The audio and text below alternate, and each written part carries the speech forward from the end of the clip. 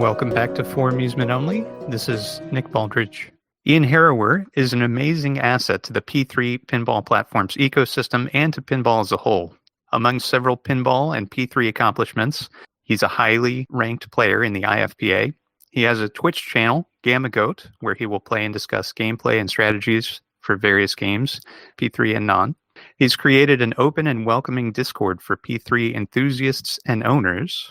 He's released open source utilities to spur creativity or help other developers, as well as a fantastic tutorial for new game creation on the P3.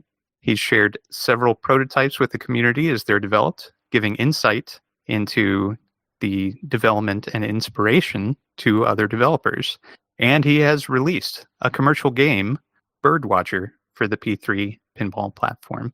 I'd like to welcome Ian Harrower to the For Amusement Only EM and Bingo Pinball Podcast. Welcome, Ian. Well, thank you very much for the kind intro there, Nick. Happy to have you. Happy to talk about your game, Birdwatcher.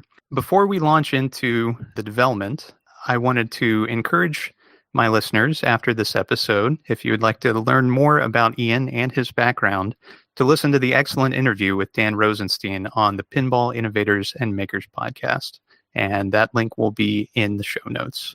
So, Ian, how did you find pinball?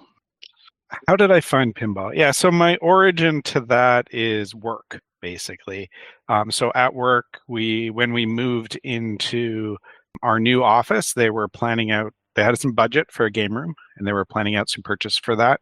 And one of the senior engineers at the company was really into pinball, went through university during the peak of Bally Williams in the 90s, and owned several machines at home and was like, we should get a pinball machine. And he basically only knew two designers, Pat Lawler and Steve Ritchie. And he's like, well, we should get this Steve Ritchie machine, Stern Spider-Man. So we bought a Stern Spider-Man. And I would say that once I tried it, I probably played that game almost every day for a year. I certainly played it every day at work, and I'd go in on weekends and play it, and really got the itch for pinball at that point. Excellent. And something I've always wondered about that story, who did the maintenance for that Stern Spider-Man? So the original Stern Spider-Man, there was the first time something went wrong with it, they brought in the distributor, which was Starburst Amusements here in Canada, part of the Cineplex group, although they've been sold now. Their maintenance person was fine. They were able to fix things, but it was very slow to get them to come out and very expensive to get them to come out.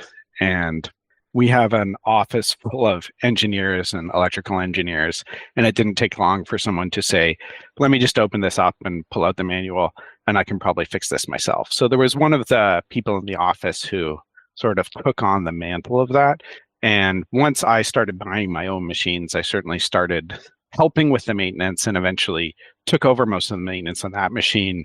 And the second machine we got much, much later, which was a Judge Dredd, and that thing was terrible to maintain. But I sort of tried to keep that going. But they got a lot of play, and like free play in an office environment with the games basically running more than you would get on any route.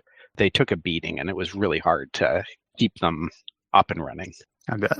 What attracted you to the P3 initially? When I first saw it announced, it was very much the idea that there was going to be an open SDK for it. The thought of being able to develop my own stuff, even if it was just for fun, just to play around with, was really appealing. So that was really the primary draw to me being interested in the platform. And when did you take ownership of the P3? That's a good question. You're like trying to push on my recollection of years very well here. In the first batch of orders after they announced the bundle of games at Texas Pinball Festival with Lexi Lightspeed, and then the add-on games, Barnyard, Lexi Lightspeed, Secret Agent Showdown, Rux, Cannon Lagoon. So that bundle of the two modules sort of bought that day one when it was released. And I think that means I got my machine delivered in 2018. Okay. But I could be off by a year one direction or the other. Very good. And why was the P3 Discord created? The primary reason that was created was for the ability to organize online cosmic kart racing games. Once they launched the ability to play Cosmic Kart Racing. It was much more enjoyable if you had voice chat. And if you wanted to just jump on and find a time, it's not like playing Call of Duty where you have a million people trying to hit a matchmaking service. You have a limited pool of people, so you need to arrange ahead of time that you want to play online. So I created it primarily for that purpose, actually exclusively for that purpose. But it was just a Discord at that point. It didn't become a community hub until a little later, but it happened fairly quickly that people just started chatting in there as well. Yeah, it's been a very welcoming and fun space to hang out in for me. So I'm really thankful that was created. Thanks very much for putting that together and ensuring that it stays that welcoming environment. So as a developer with a long and storied development background, which again, you can hear more of in your interview with Dan Rosenstein, what do you enjoy most about working on the P3? Or how do you find the SDK? I think, well, so those are kind of the how does it work and what is rewarding about it are kind of two different aspects of things. I think that the thing that I find immensely rewarding is pinball is a physical thing. There's a physicality to it.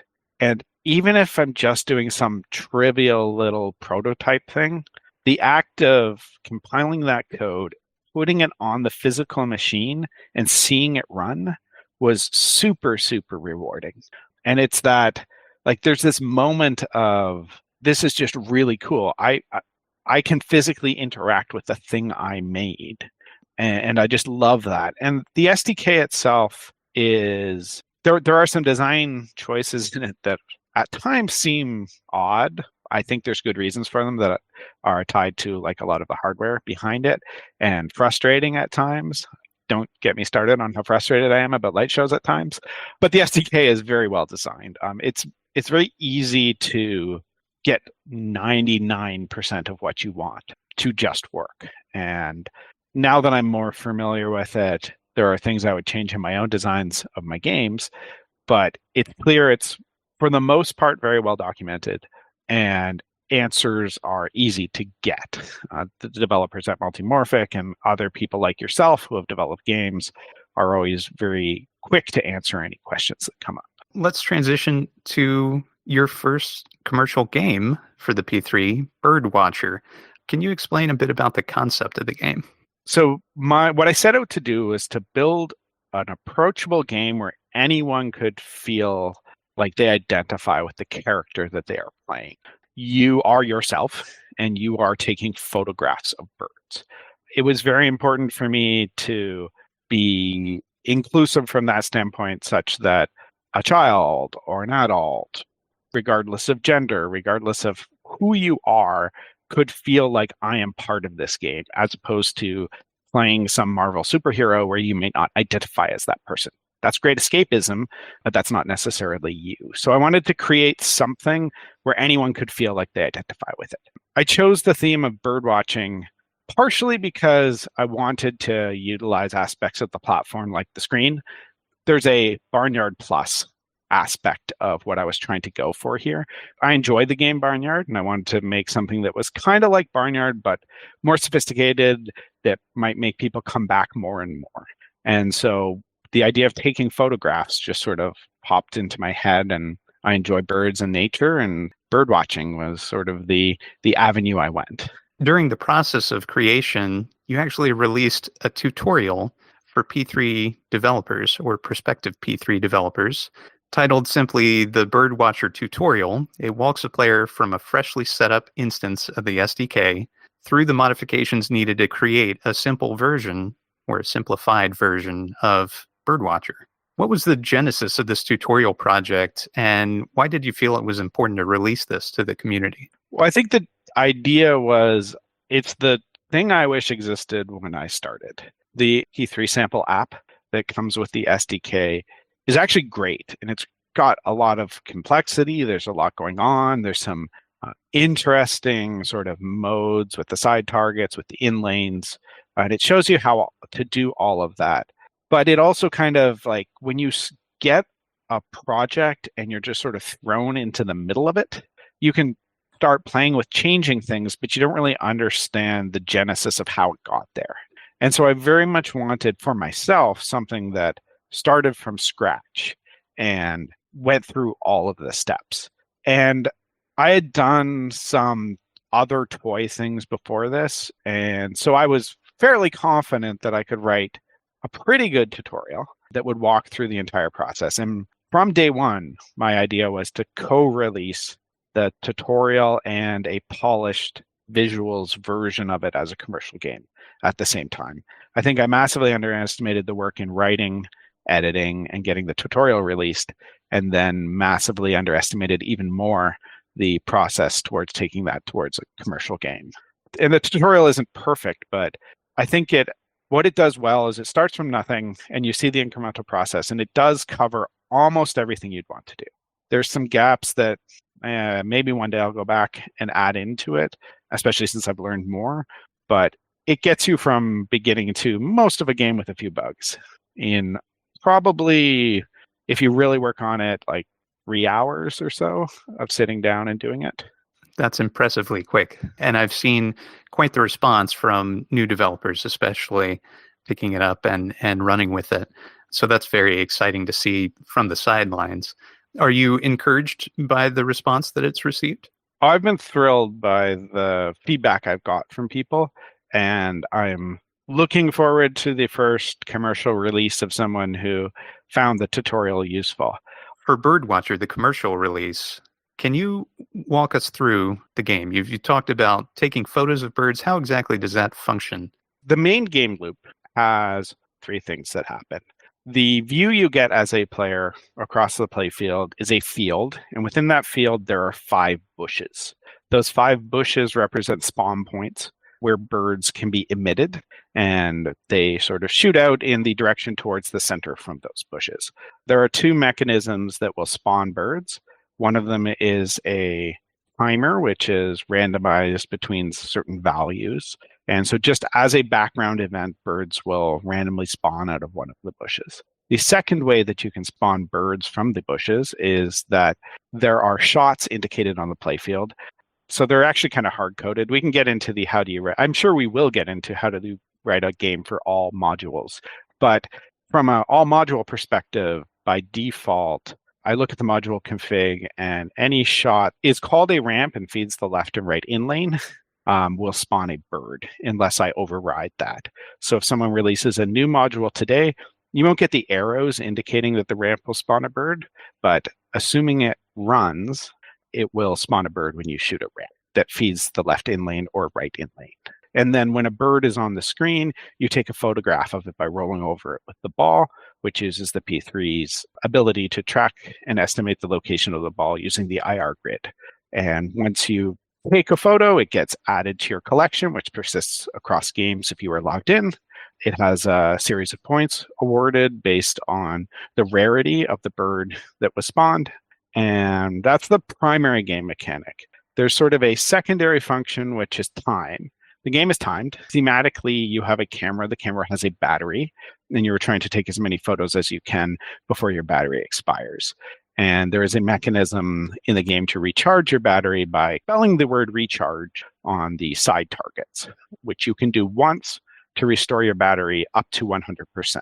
So if you wait to the last possible second, you can double your playtime by using the recharge function. And the overall time is adjustable in the settings menu. Is that correct?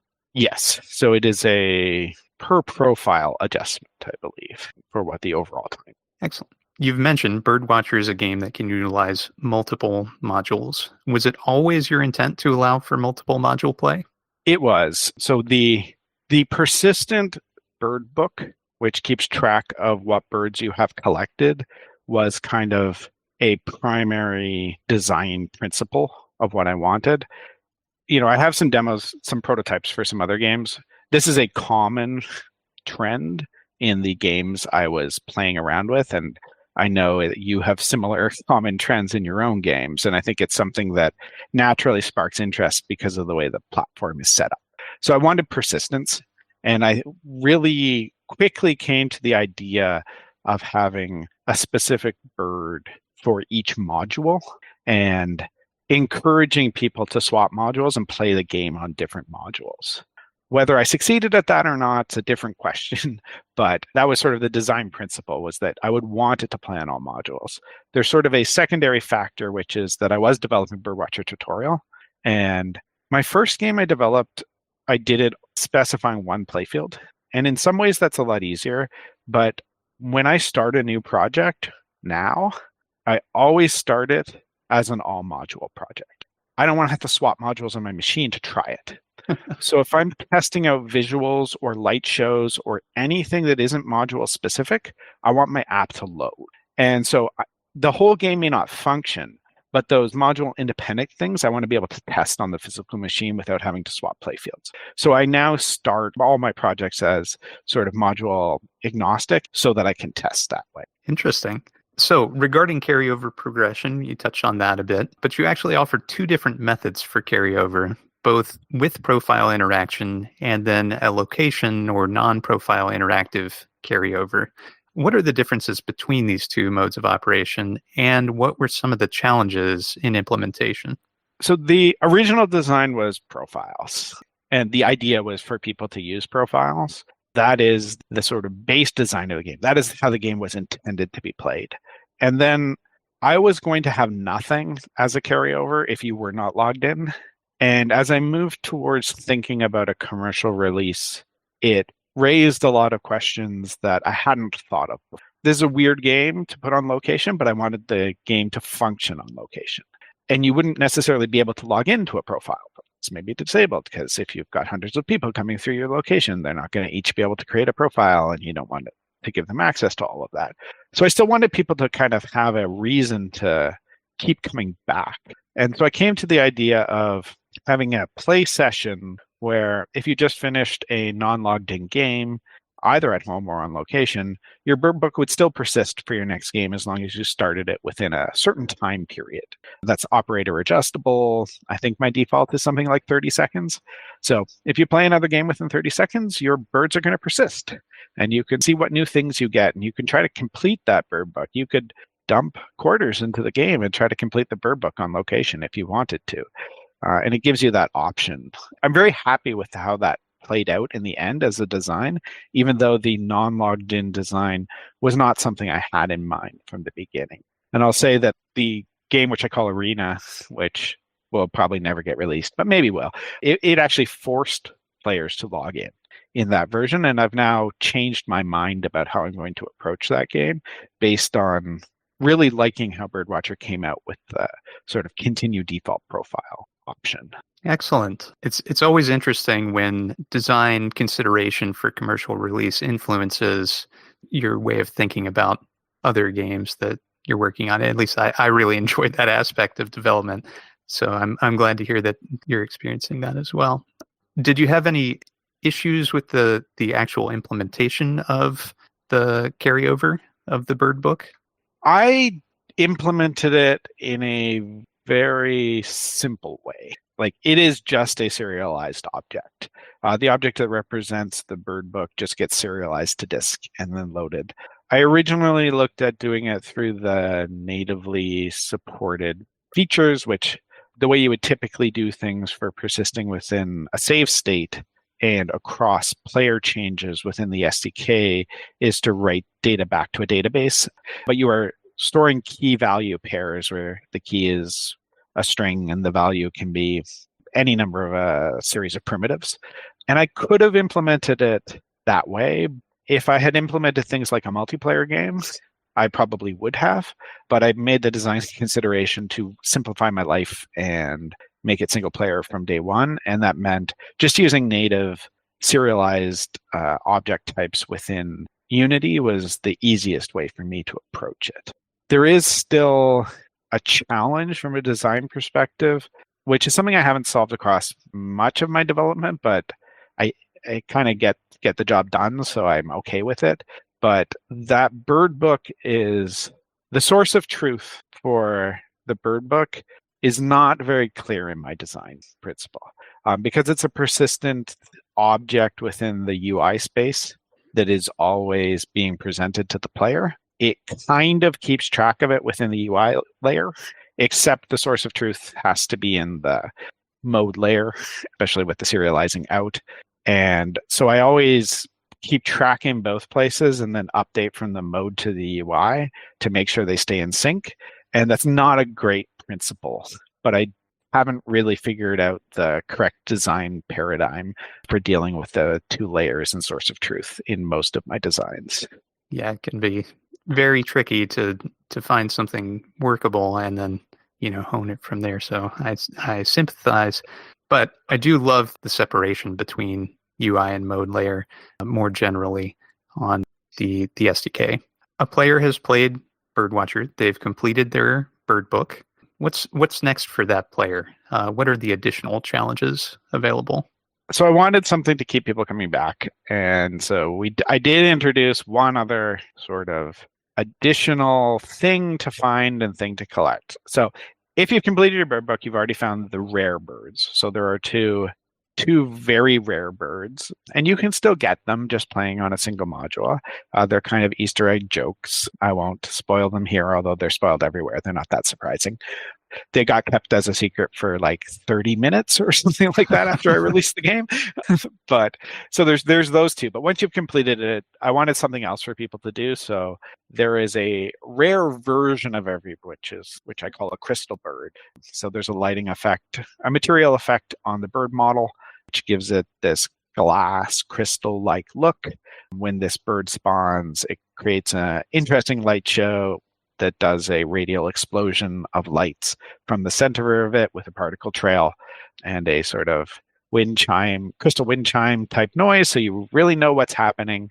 And when you take a photo of this, it will give you a special marker within your bird book. And it is very rare. And getting the crystal versions of the rare birds is incredibly rare. And so completing the entire crystal bird book, I don't think anyone has done it. Someday someone might. It just takes time and a little bit of skill.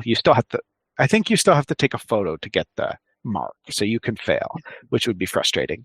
But it's all there, and so there's something else for people to chase down. And that is, inspired by various other collecting games that have alternate colorways, very rare, and similar to collectible cards themselves with foils and things like that, which is what I was trying to go for. What is the total number of birds to collect? There are 15 birds. There are 2 rare birds, 7 module specific birds. Something like 3 of them are common and the rest are uncommon. And the distribution works that the module bird for the module you are playing spawns at a common rarity. So if you're playing on Weird Al, you will see the chicken a lot. If you're playing on Drains, you will see the bat a lot because they will spawn as a common bird. And so each module has that common bird, but each module will allow you to see each of the bird types just with a different rarity value, as you noted. So if I'm a P3 owner that owns only Cannon Lagoon, for example, I can complete my bird book in total. Are the crystal forms of the birds more common on their native modules? The crystal form isn't more common, but it is. So it's an independent draw. So first I draw what bird it is, and the distribution is sort of, if you shoot a ramp, you actually get a uncommon or rare bird. You don't get a common bird. And the timer spawn draws over the entire distribution. So if you're trying to get the seagull, you're going to see more seagulls and therefore have more opportunities to see the crystal seagull if you were playing on Cannon Lagoon than if you were playing on one of the other modules, but it doesn't block you out.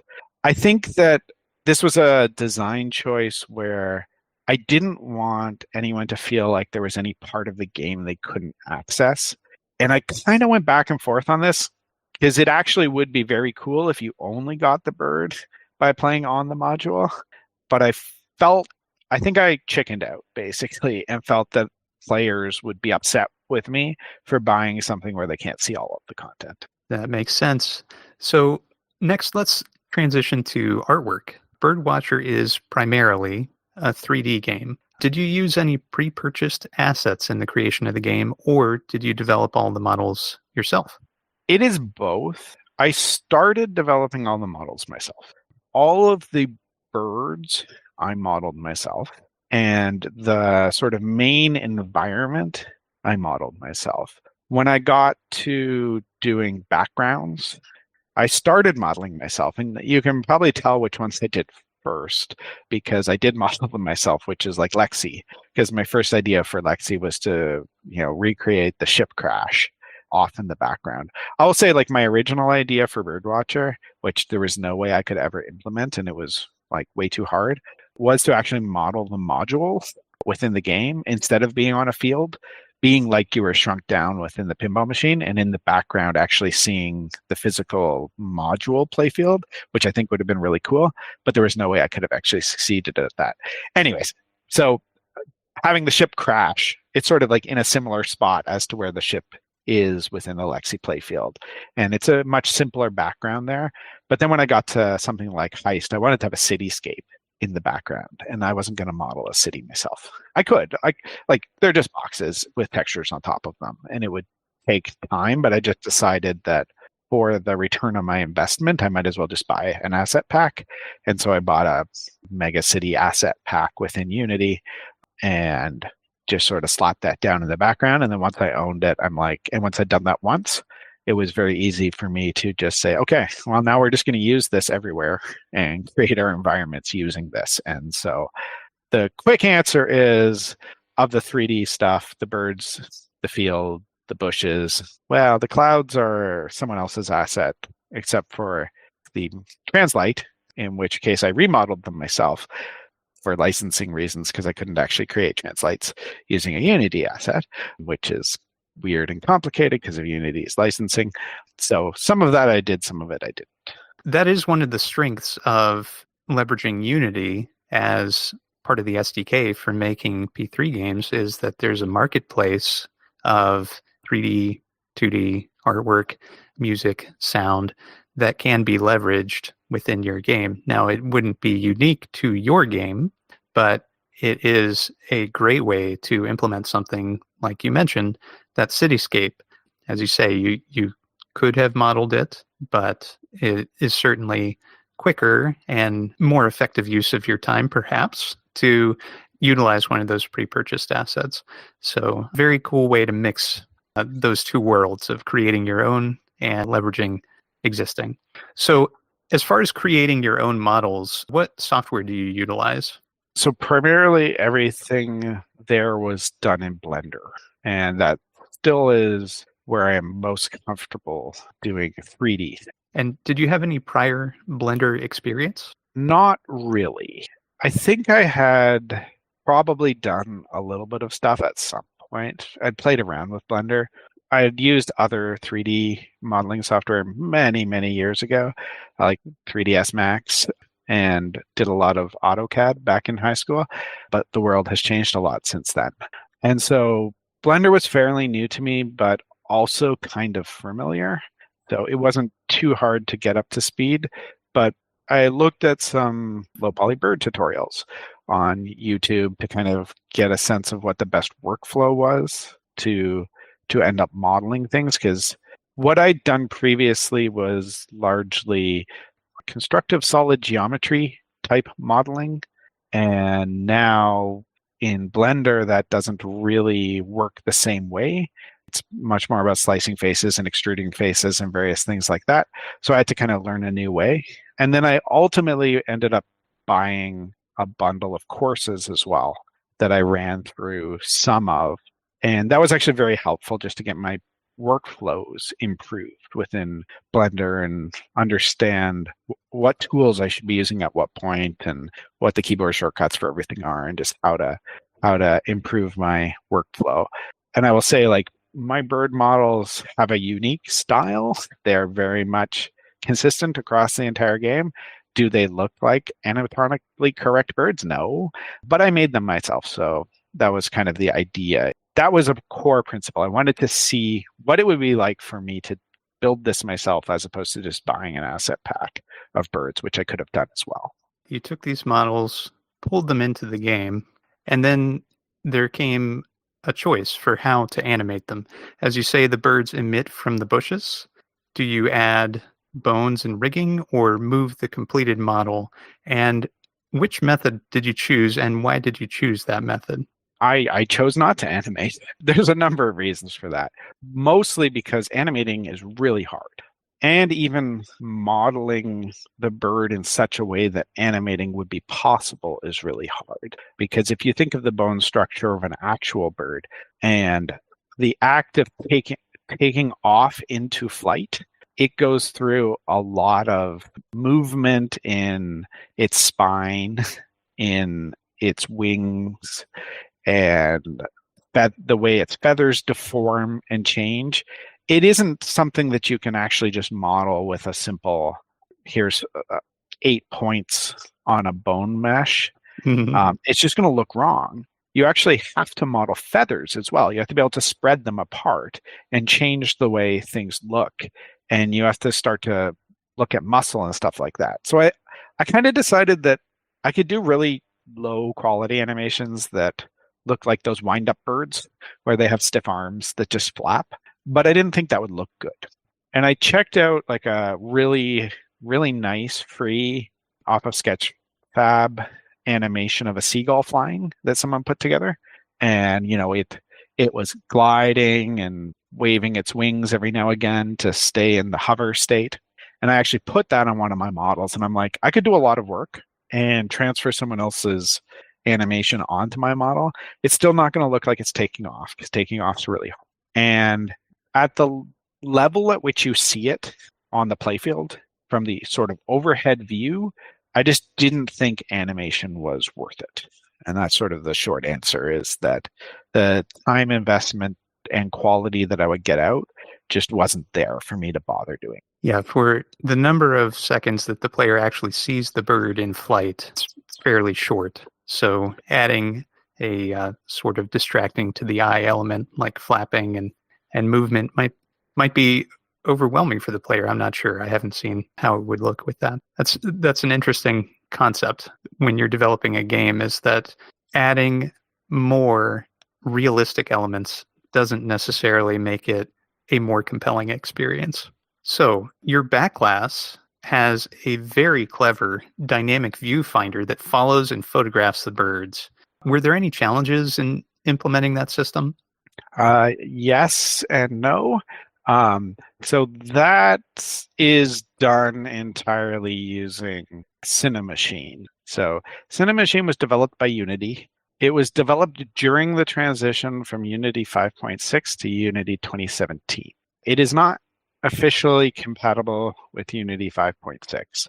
However, the previous versions of it that were very early on worked in 5.6 outside of animations. So the basic camera tracking worked and works reasonably well, and was released under the Unity library license. I forget what the exact license is, but it's the Unity library for their licenses, which basically says you can use this as long as you're releasing a Unity game. And so I just tried it. I was like, what happens if I take this into 5.6? Well, all the tests fail, and you get all kinds of missing things because the render pipeline got completely rewritten in 2017, so none of that exists. But you just delete those folders, and now all of a sudden you have a state machine which can do smooth transitions between multiple cameras, which can have cameras track objects. And so I then just had to figure out how to piece all that together. So the basic idea of how that actually works in the back glass is I have one static camera that points at the bushes, and then I have two cameras for tracking birds. And when a bird spawns, I point the next camera at the new bird, and then create a camera transition to pan and zoom from the previous camera to the next camera. And so it pans the focus over to the new bird, zooms in and frames it. And I just sort of keep updating in a cyclic manner which bird it's pointing at. And then if no birds are on the screen, it will revert back to the looking at the bushes camera. So it transitions between the three states of the cameras, and it does the hard work, the math, automatically for computing the smooth fades and zooms between them, or the pans and zooms between them. And I didn't have to do any of that. Very cool. The music in Birdwatcher is very relaxing, and you'll hear a slice of that at the top and bottom of this podcast. But how did you decide to use this song? So this is one of these. When I started developing games, one of the things I started doing was when assets went on sale, I just bought them. And so there are several Humble Bundle sales that had gone on where I was just like, I'm just going to grab this bundle and maybe I'll use it, maybe I won't. And so there's some 2D assets that I bought that way. There was a music bundle from a composer whose company is called Dark Fantasy Studios. And I'd actually bought that bundle primarily for use in Arena, which I kind of mentioned briefly. I wasn't sure if I was going to use it there, but it had weapon sound effects. It had voice callouts for like spell casting and things like that in a made up language in a female and male voice and various things like that, as well as a bunch of sort of spooky, eerie RPG type music. And so I bought that bundle. And then when I was doing Birdwatcher, I sort of looked through what I had, and there were a couple albums on there that were very much in a completely different style than Dark Fantasy, which were some very nice, light, friendly songs. And so I picked 3 of them to use within the game. And the attract mode music, which so that's my attract mode music. It just sort of had a nice laid back vibe that kind of matched with like the sun coming up on a field and life. I think it's called Celebrate Life. Like it's very much got a feel towards it in that. And then there is a main song that is less. There's less to it. It's more backgroundy that plays during the game, and then there's a high score track. And it's actually kind of funny because the attract mode one, I just kind of liked the song, but it was too in your face to have as the main loop song. But then for when I went and made my trailer, I made the trailer using the main game loop song, and my beta testers are like, "What are you doing? You can't have that song play in your trailer." Birdwatcher is that attract mode music. That's the feel of the game. So, like in some ways, this track that I purchased very much like defines in a very short amount of time the feel of the game. I agree. The other tracks that you mentioned, were they also from that bundle, or were they from other sources? Oh, okay. Yes, they're all from that bundle. I think they're off of 3 different albums within that bundle, but they are all from there, and you will probably see other songs from that bundle in future games from Ian Harrower games because I have it, and it's finding music is a lot of work, and getting custom compositions is a lot of work, and those are not right now what I want to be focusing on. Do you happen to know if all 3 of the songs were composed by the same composer as Celebrate Life? Yes. Yes. Okay. Yes. So Dark Fantasy Studios is just the one composer who I don't want to get his name wrong because I don't have it in front of me and I want to pronounce it correctly. There will be a link to Celebrate Life in the show notes and Dark Fantasy Studios. Moving on in sound design, for each bird, there's a unique sound effect or call. How did you acquire those? I think every single piece I use is from freesounds.org, and every single one of them is CC Creative Commons 0, so public domain, except one. There was one CC BY, so Creative Commons 4 attribute commercial allowed sound call out, because there were just fewer call outs for some of the birds. And I even had to fake some of them. A lot of them are not actually the real bird. But it's an amazing resource of extremely varying quality of audio. And a lot of it is Creative Commons 0. So completely free to modify, free to use commercial, no need to attribute. And a lot of it falls under like a full spectrum of licenses. But if you're willing to put the time in, there's some really cool stuff there. There's also some really like historically interesting stuff that will never really work as like a video game content because it's just way too noisy and stuff like that. But it's neat. Like you can, and if you want like the an original cleaned up recording of the Wilhelm scream, it's there. You know, you could just go get it. And I don't know how to do real commercial audio design. Like I know there are places you can buy and license and buy subscriptions and various things like that. But free sounds has been enough for me to get me what I need right. And you can tell in Birdwatcher that some of the bird calls are much cleaner than others. And then there are some fake bird calls. One is the bat. First of all, I apologize to everyone who is angry at me because bats aren't birds. And I apologize to the one person who's angry at me for clarifying that bats aren't birds because he doesn't think it's worth it. And it doesn't matter, but I like to be specific here. But so bats actually have several sounds. And so they do actually have a sort of call. I think what I ended up using in the game was their echolocation sound, which is sort of more bat-like than their sort of screech call, which just sounded bad. I don't remember. One of them sounded really weird. And it's sort of like, this is real, but I don't like it. So I went with something that sounded more like what I would expect. The other manufactured one, so there's some things where the real recording or a similar recording I didn't like. So some of the cooing of the family of dove-like birds. So I have a pigeon, the hoopoe, and the dove itself. They're all kind of dove-like birds. And I cheated and used incorrect ones. One, because there's no recording of a hoopoe anywhere, but I know it has a coo dove-like sound. And so I just sort of like went into the family of doves, pigeons and that to come up with appropriate sounds in that place. And so they're not necessarily accurate. And the other one is the hummingbird, which was actually really interesting because the hummingbird actually does have a bird call. And that's another place where it sounded nothing like, one, it's really hard to get a recording of. It's a very tiny bird. And it doesn't, its call isn't really distinct. It doesn't really cut through very well. And so what I ended up using there was a sound file of a fly trapped in a cup. So a microphone under a cup with a fly inside the cup. And so to try to make the sound of the wings of the hummingbird. And that was what I used as the sound there. Very interesting. So how did you determine which birds should be available upon which module? Did the sound design play a part in that selection, or was it all pre-planned at the start? You act like I plan anything. I'm very much a moment in the moment kind of person. So for each of the main birds for the modules, I kind of looked at the module and asked myself, what bird feels like it is in this?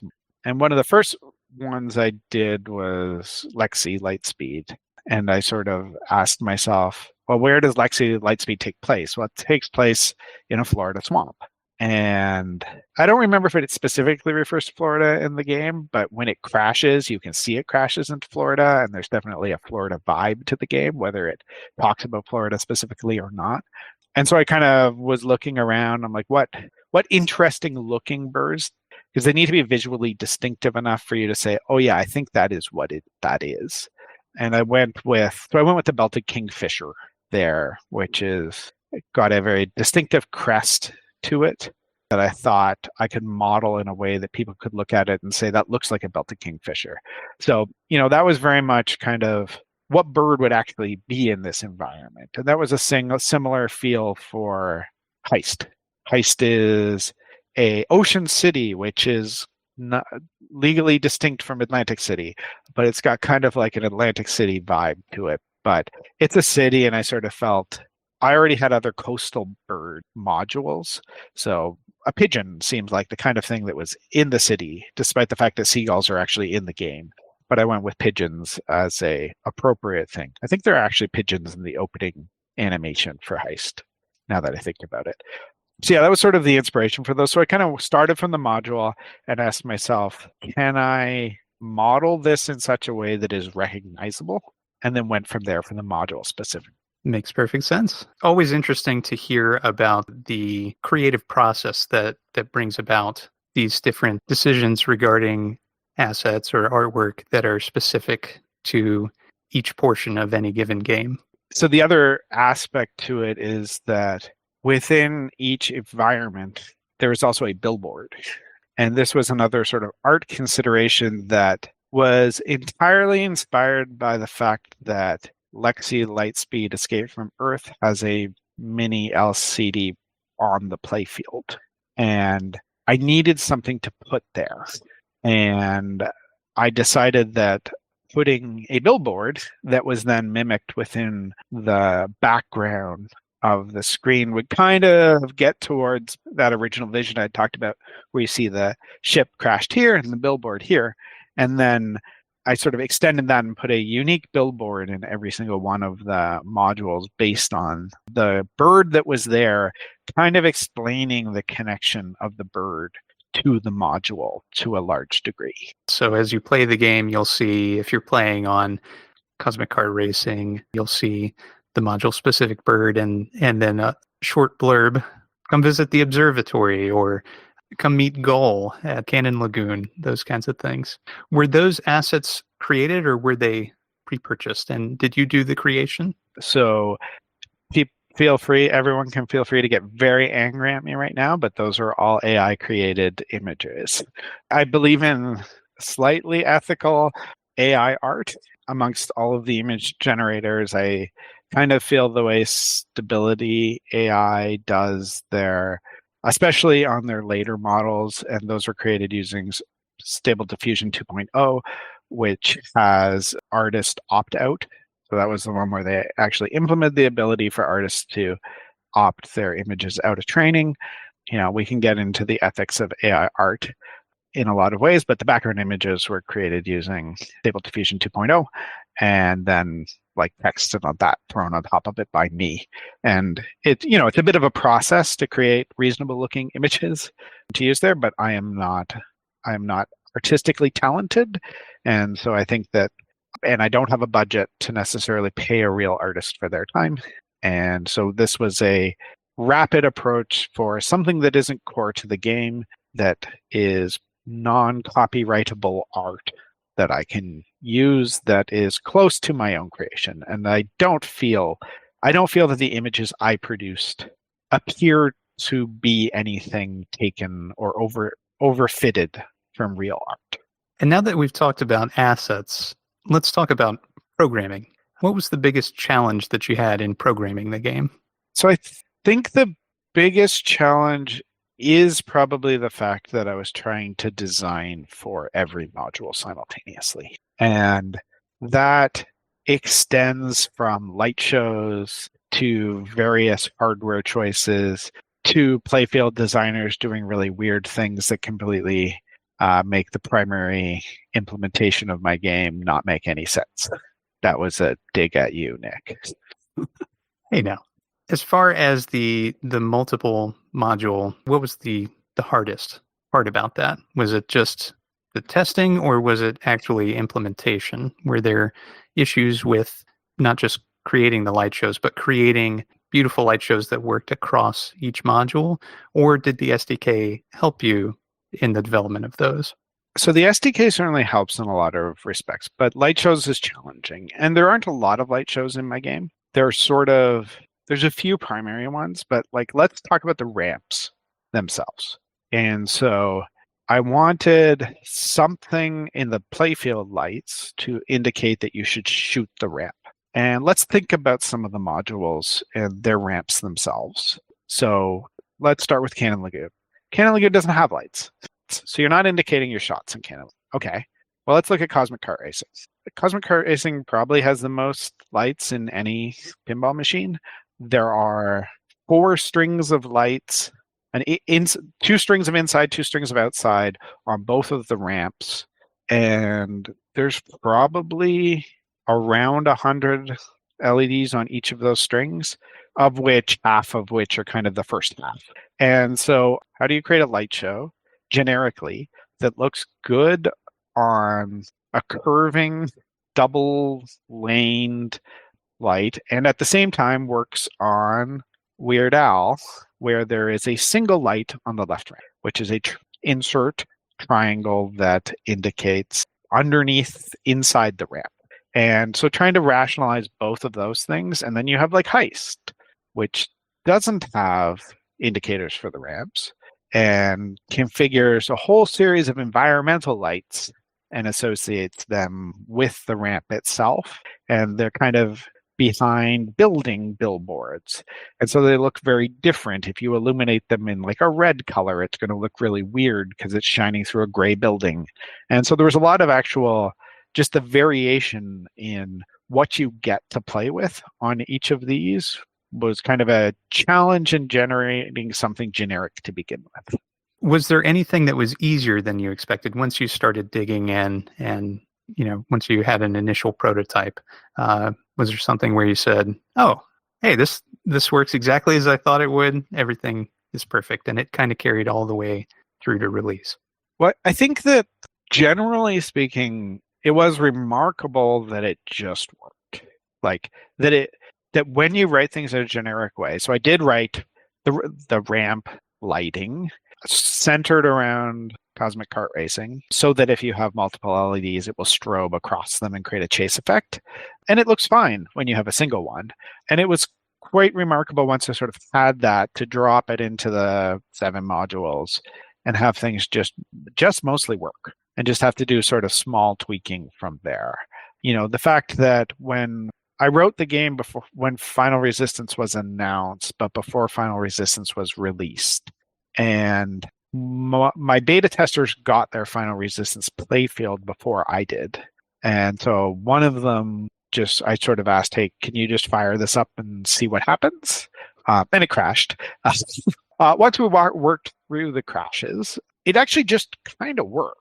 Like, the light show just kind of worked. The ramps correctly identify themselves and spawn birds. So like I am making no promises that Birdwatcher will be updated for Princess Bride, but I'm really interested to see what happens when it just drops into Princess Bride, because the configuration of the modules themselves very much the game will do something, and it probably will make sense, and it will probably look pretty close to being correct.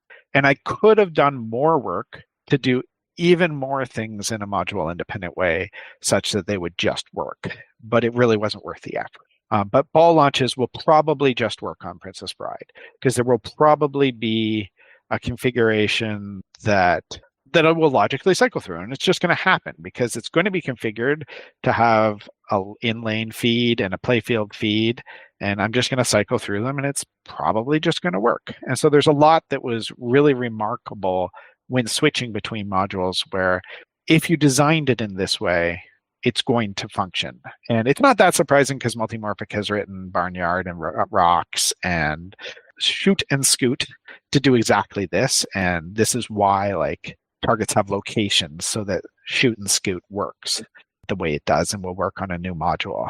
And so it's both surprising and not surprising because they engineered it and designed it this way. But it is always eye-opening for me with each new capability that I attempt to utilize, just how well thought through a lot of these things are, like the target locations. It's useful in so many ways when you're dealing with an application which operates independently of any given module. Birdwatcher is designed to use Lexi Lightspeed Escape from Earth, Cosmic Kart Racing, Cannon Lagoon, Weird Al's Museum of Natural Hilarity, Heist, and Drained on its initial release. And as you say, Final Resistance was added in an update that came later. But I wanted to touch on Drained for a moment. Drained is the module that my company manufactures for amusement-only games. And this is the first third-party game available on a third-party playfield module. What made you want to support Drained with Birdwatcher?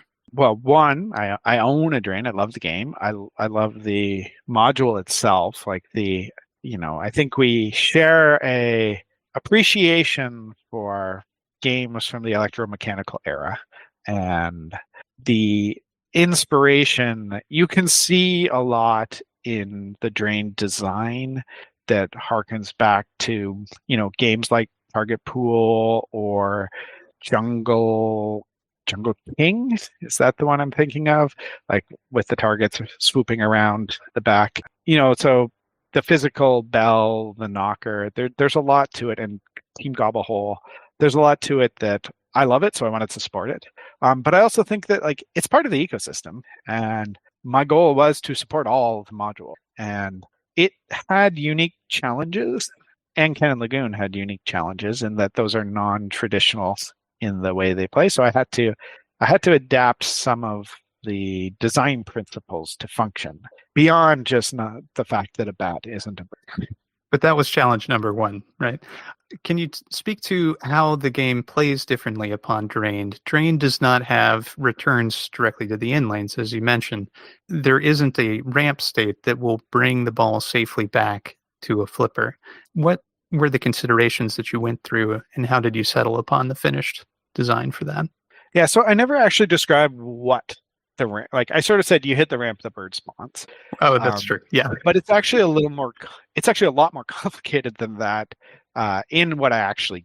So let's talk about the choreography for what actually happens. Sure. So you hit the ramp and you get a ramp completed event. And on the vast majority of the modules, this is happening either on a second switch, like it'll hit the first switch and then hit a second switch, or it could be done on a single switch where if a certain amount of time has passed and it hasn't hit the same switch again, it'll trigger the ramp complete event. But the ramp complete event is happening before the ball reaches the wire form to return to the flipper. What the game will actually do is at the point that ramp complete event happens, it will actually shake two bushes on the playfield, which is to sort of emulate some birds rustling, and it will tell you that the bird is going to spawn out of one of those two locations. And then I use the screen tracking to detect that the ball has passed through the in lane to actually trigger the spawning of the bird so that the bird is still on the screen at the point you make the shot. So there's actually a lot of consideration that goes into, there's a lot that goes into hit the ramp and the bird spawns. Now, Drain doesn't have return lanes. It doesn't have shots that feed the in lanes.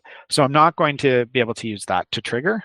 And it's not all that tough on what to do. So the first thing I had to decide was, what shots do I want to trigger birds to spawn?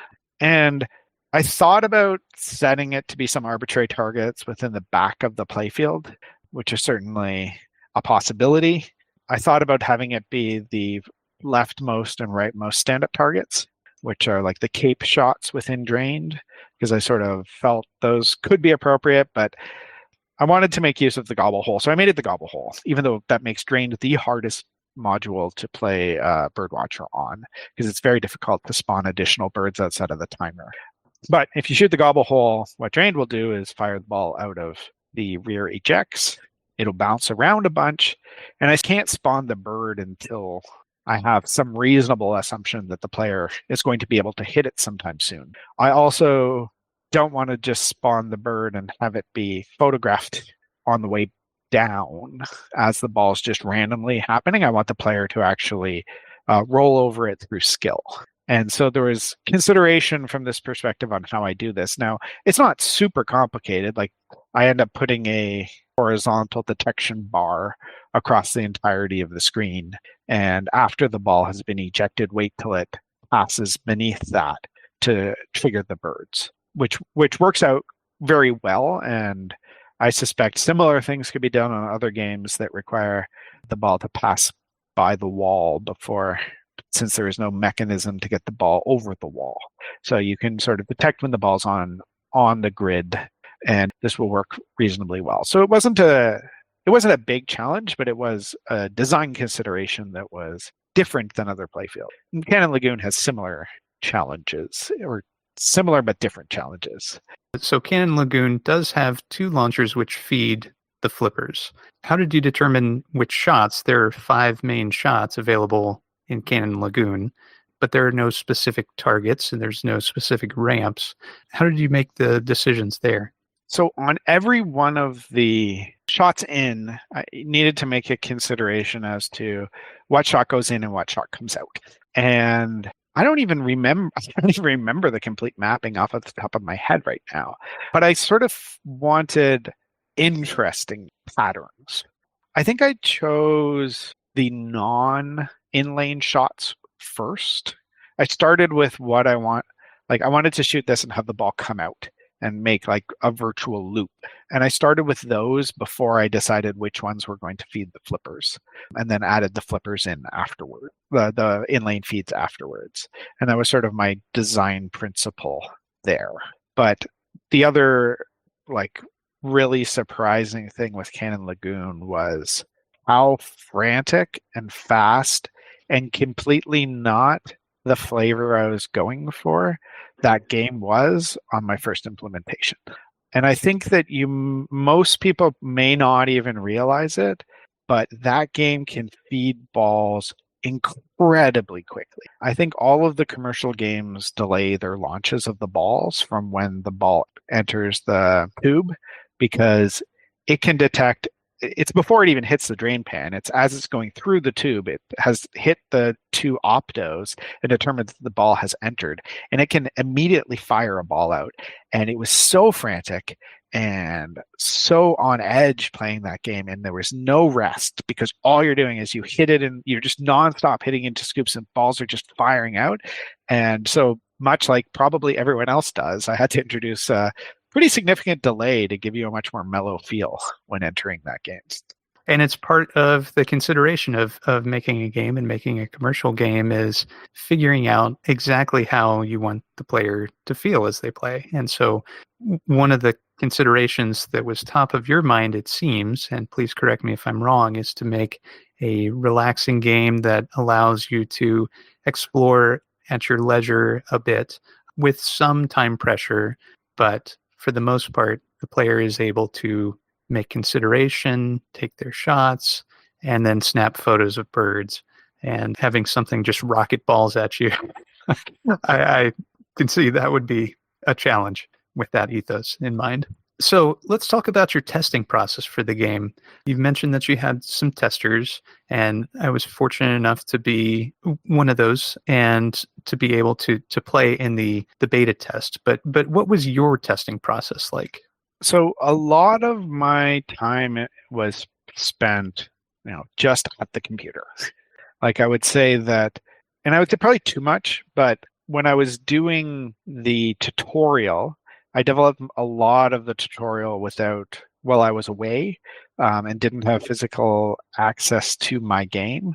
And because I had finished the tutorial and tested the tutorial, the commercial game itself was in a state based on that code where it kind of worked. But I did as much as I can in the UI, in the simulation environment, because it's sort of time consuming and difficult to move things onto the game.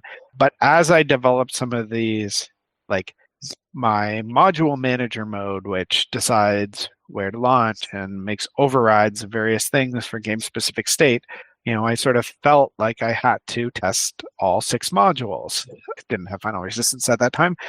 And so there was very much okay, today's going to be a full module test day, and I'm going to load a new version onto the machine, and I'm going to play 1 game or 2 games on each module, turn it off, swap the modules, move on to the next game. I didn't put the glass on or anything, but, plow through 6 modules and make sure it still works before I give a release to my beta testers or something like that. There's very little risk in the way Birdwatcher does, and without using module specific features too much, I wasn't too worried about breaking people's machines, but I didn't want crashes to be happening on modules. So there was a lot of running through everything many times. I played Birdwatcher a lot, and I will say that this is against every single thing I ever learned as a professional software developer, where I literally ran our portion of our the infrastructure team for our CI/CD systems within the company. And so very much believe in test-driven development and CI/CD, and I do none of that because Unity makes it so hard, and the SDK doesn't really abstract things in a way that makes it easier. So I don't have a single test in my code, and so there's just a lot of, let's make sure this still works. Let's make sure this still works from that standpoint. After release, I was at a friend's house recently who had some cats, and I was able to see the powerful effect this game had on their animals. It's really interesting, as cats tend to ignore bird calls in TV programs from my experience, but firing up Birdwatcher, the cats were just rapt, and they came right over to the game to investigate. Have you experienced that yourself, or had you heard this previously? I know there's been some chatter about it in the Discord early on after release, but what are your feelings about that? Yeah, so this definitely happened with one of my beta testers. She said the very first time. So there's two things. So one, and I apologize to everyone who had initial versions of Birdwatcher, because I actually play my P3 with headphones plugged into my streaming rig almost exclusively. And so I'm audio balancing using a mixing board. And I had no clue how loud Birdwatcher was. But Birdwatcher was really, people kind of told me it was loud. And I thought, oh, okay, it's a little loud. And they turned down the volume. But it was really loud. And I know that the very first time she loaded it, it was very loud, and I hadn't delayed the bird calls in attract mode at that point. That's one of the things I added later. So immediately it started spawning birds and started making loud bird calls. And she said that her cats just went wild as soon as that happened. It's interesting. I know that, so we're more of a dog household. And when we would watch TV, it was really interesting because I would say only about 10% of shows she would react to a dog barking on. But when she did, it was like she'd start just like barking at the TV in response to the dog. And I would my wife and I would always turn to each other and like just sort of jokingly say real dog. But there obviously is something in like how the sample rate or the compression or some sort of audio processing on how the recordings are done that makes it not sound like a real bird or a real dog to animals, and that certain recordings are capturing something that is more authentic and that animals respond to. Well, it's pretty interesting to see. It was very amusing. The cats were enthralled by the game, as were all the humans who were playing it. So it's very exciting. Ian, I wanted to thank you publicly. You've mentioned that you are an owner of Trained, but you've always been such a huge supporter of mine, and not just with Trained, but with every other game that I've released, and of independent development more generally on the P3. And I wanted to thank you for that. It's such a wonderful thing to feel as an independent developer that you have people in your corner, and very much feel that from you. And hopefully you feel the same from me and from others who very much support independent development on the P3 and elsewhere. So to wrap up, Birdwatcher was released on November 15th, 2023, and it's available now for $149 in the Multimorphic store. I'd highly recommend any P3 owner to pick up this game, and it's compatible with every module that's available now. You can play through the complete game, start to finish, no matter which module you have installed. And for the latest releases from Ian Harrower Games, please see ianharrowergames.com. So, Ian, thanks very much for coming on and for talking about Birdwatcher. Well, thanks for having me, Nick. Well, this has been For Amusement Only. My name again is Nick Baldridge.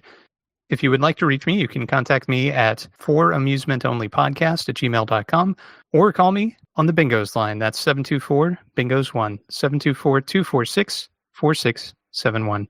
Thanks very much for listening, and I'll talk to you next time.